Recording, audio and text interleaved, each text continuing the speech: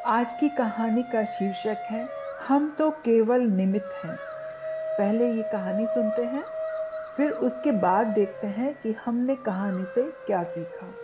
दोस्तों, अक्सर आपने सुना होगा और कभी कभी खुद भी कहा होगा कि आज हमने गरीबों को भोजन करवाया, आज हमने ये वस्तु बांटी, या आज हमने वो दान किया।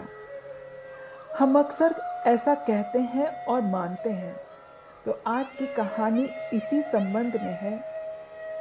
एक लकड़हारा रात दिन लकड़ियां काटता, मगर कठोर परिश्रम के बावजूद भी उसे आधा पेट भोजन ही मिल पाता था। एक दिन उसकी मुलाकात एक साधु से हुई। लकड़हारे ने साधु से कहा कि जब भी आपके प्रभु से भेंट हो, मेरी एक विनती उनके सामने रखना और मेरे कष्ट का कारण पूछना। कुछ दिनों बाद उस लकड़हारे को वो साधु पुनः मिला। लकड़हारे ने उसे अपनी विनती का स्मरण कराया। तो साधु ने कहा कि प्रभु ने बताया कि लकड़हारे की आयु 60 वर्ष है और उसके भाग्य में पूरे जीवन के लिए केवल 5 बोरी अनाज है। इसलिए प्रभु उसे थोड़ा अनाज ही देते हैं, जिससे वह 60 वर्ष तक जीवित रह सके। समय बीतता जाता है। साधु उस लकड़हारे को फिर दोबारा मिलते हैं।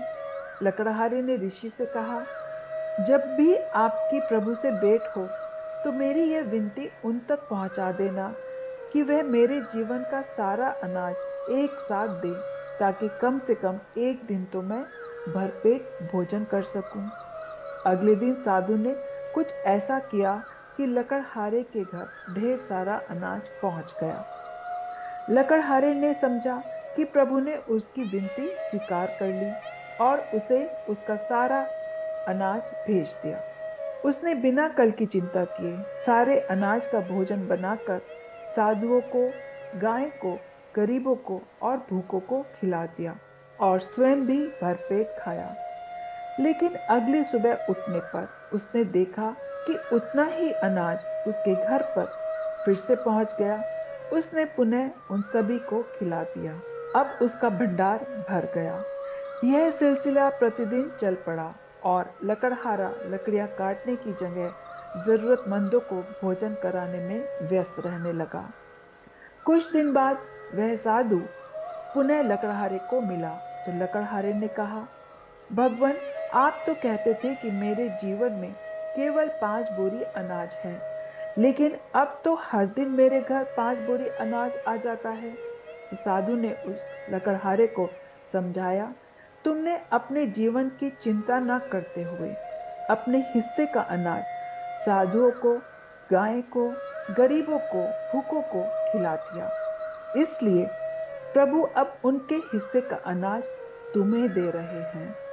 तो दोस्तों, कहानी का सार ये है कि किसी को भी कुछ भी देने की शक्ति हम में है ही नहीं। हम देते वक्त ये सोचते हैं कि जिसको कुछ दिया तो ये मैंने दिया।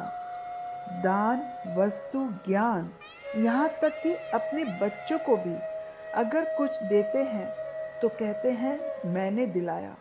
वास्तविकता तो ये है कि वो उनका अपना है। आप तो केवल निमित्त मात्र हैं। परमात्मा ने आपको निमित्त बनाया है उनकी जरूरत उन तक पहुंचाने के लिए। तो निमित्त होने का घमंड कैसा। दान किए से जाए दुख, दूर होए सब पाप, नाथ आकर द्वार पे दूर करे संताप। आशा है आपको ये कहानी अच्छी लगी होगी। अपने 3 दोस्तों के साथ इस कहानी को जरूर शेयर करिए। हमेशा खुश रहिए, अपने आसपास के लोगों को खुश रखिए। गुरुवर कहते हैं, जो प्राप्त है वो पर्याप्त है। मिलते हैं अगली वीडियो में।